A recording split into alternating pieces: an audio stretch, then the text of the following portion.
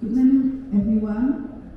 On behalf of Indonesian team, I would like to talking about the framework for climate adaptation of tropical fruits production in Indonesia. This is the outline of our presentation. The first one, we are talking about the identified priority tropical fruits in Indonesia. This picture shows the production, import, export of top 6 tropical fruits commodity for 5 years. We can see that the banana show the highest production, followed by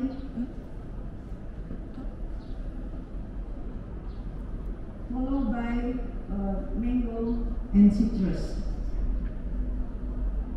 The largest export volume is pineapple, followed by banana, mango, and the largest import is citrus.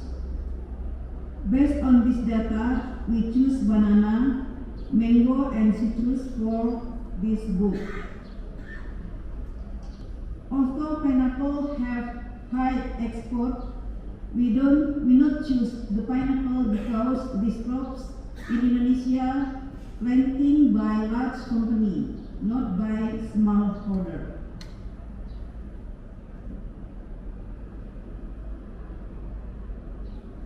This picture is about climate trends in Indonesia. There are 3 rainfall patterns. The first one is monsoonal pattern, covering the yellow area with 2 peaks of rainfall in 1 year. The second, equatorial pattern, the green color, with 1 peak dry season. And the third one, the local pattern, 1 peak of rainfall within 1 year in the red color region. The picture in the right talking about Indonesian unique position between 2 oceans, India and Pacific, and 2 continents, Australia and Asia. Coast, warm climate, wet, cloudy, and rainy. So and El Nino impacts vary among regions. This one is more detailed explanation about the variation of the rainfall. We can see that the yellow area is the monsoonal types from dry to very dry monsoonal, wet monsoonal, and the yellow one is bimodal dry and bimodal wet. And then the local wet and multi-patterns for the red color. This is about the average of temperature anomaly from 190 climate station for 12 years. The lower temperature is about 25.8 degree, and the highest temperature about 7 to 27.8 Celsius degree. The temperature increase about the 1.3 degree within 12 years.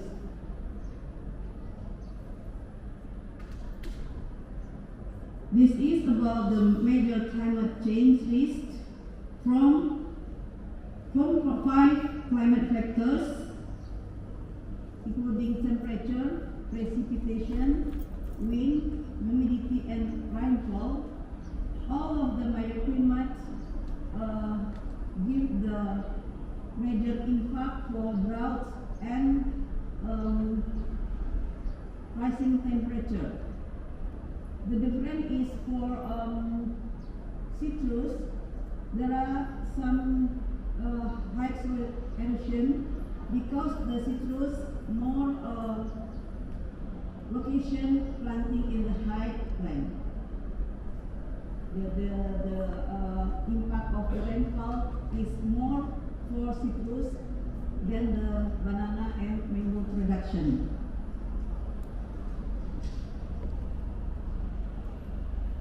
This is some picture about climate change impact for high rainfall and fruit flooding in citrus, mango and banana, and drought and high temperature for citrus, mango and banana also. We can see that the soil cracking for mango plantation and the strong wind for banana in East Java area.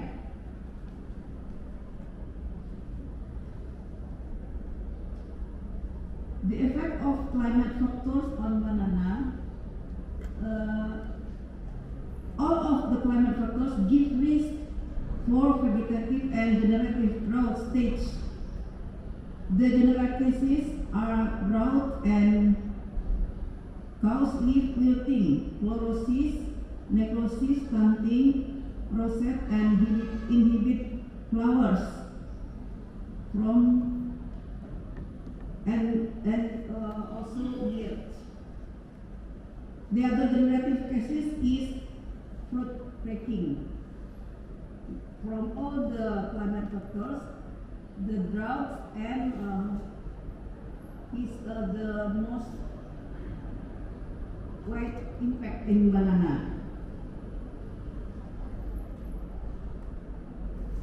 The low humidity is also the other factors cause fruit cracking in generative phase of growth.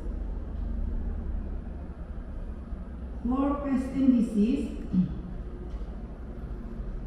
the banana affected by blood disease, BBTP, Fusarium wild, Sigatoka, and Weevil.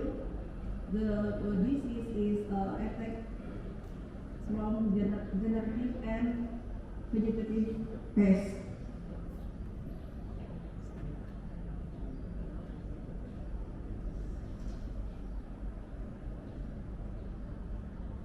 The adaptation strategy, adjustment of planting time, pattern, and use of climate precipitation is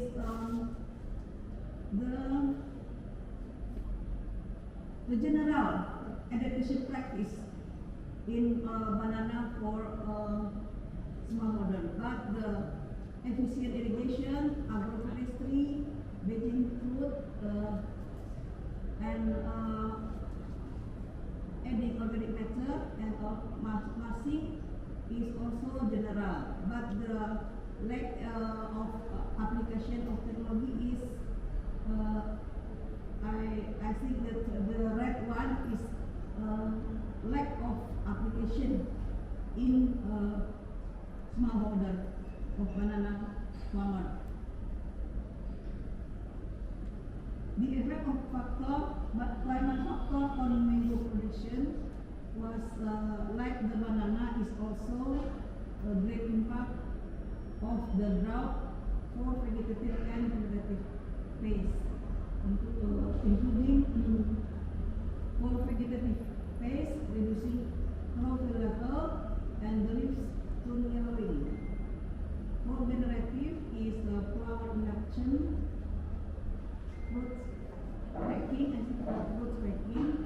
then increase the percentage of young fruit drop, reduce the weight and fruit quality. For mango production, the next climate factors is also the low humidity and the strong wind, cause fruit cracking and the wind from the sea. For the strong wind, the wind from the sea carries up and cause leaf damage. This is the pest and disease for mango. The general species is stem borer, Diplodia, fruits borer, and Brachycera, and stem and rod. The generative phase is only for vegetative, and generative phase is only for stem borer. In the above, the lower presentation is the list of change practice for mango against climate change. The use of climate resilient varieties and irrigation technologies is the less practices among the others climate adaptive.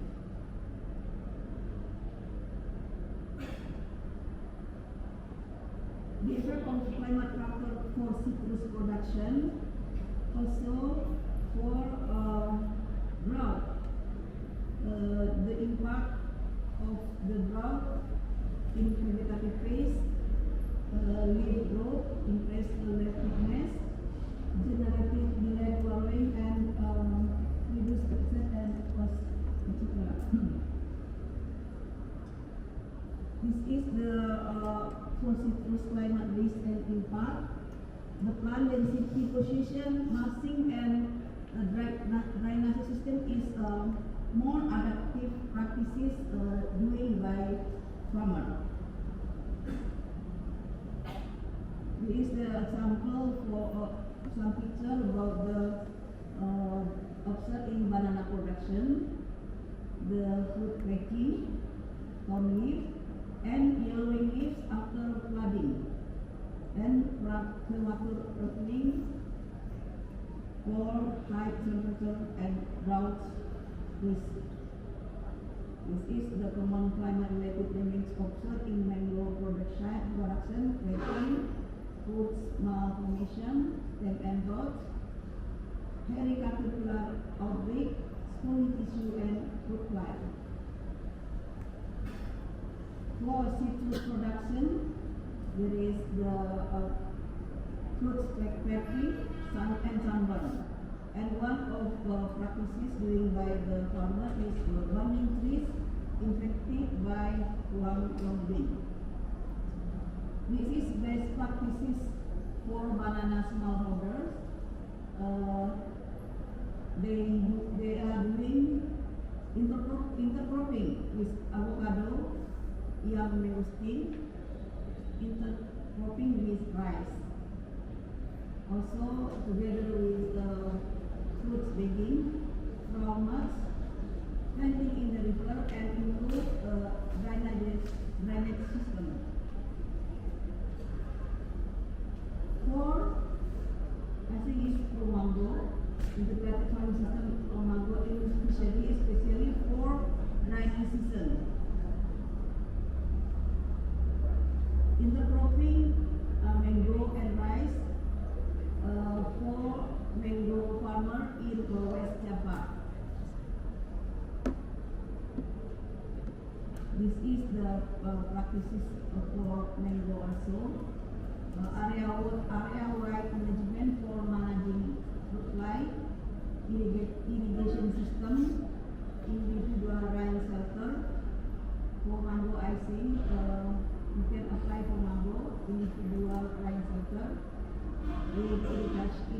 irrigation, pruning, pathologizal application, and drought mulching.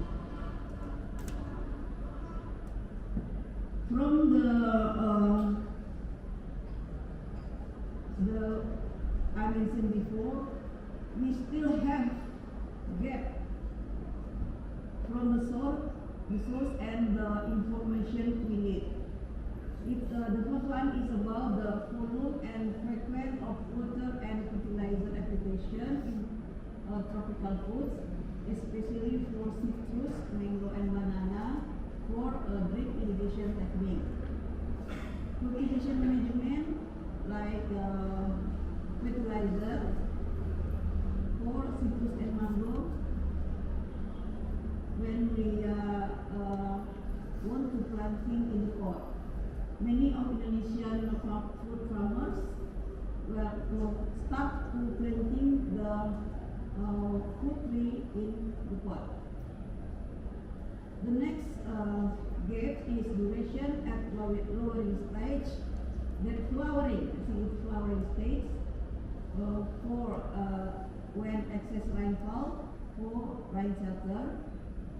The optimum location, the limit of temperature, relative humidity, rainfall and altitude for good quality of foods for morphology and nutritional content.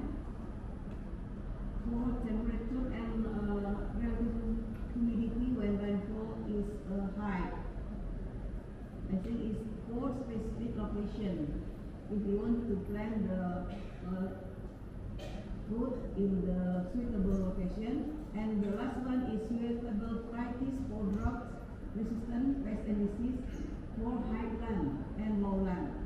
For specific varieties of citrus, mango and banana. I think that's all. Thank you very much for your attention. Thank you very much.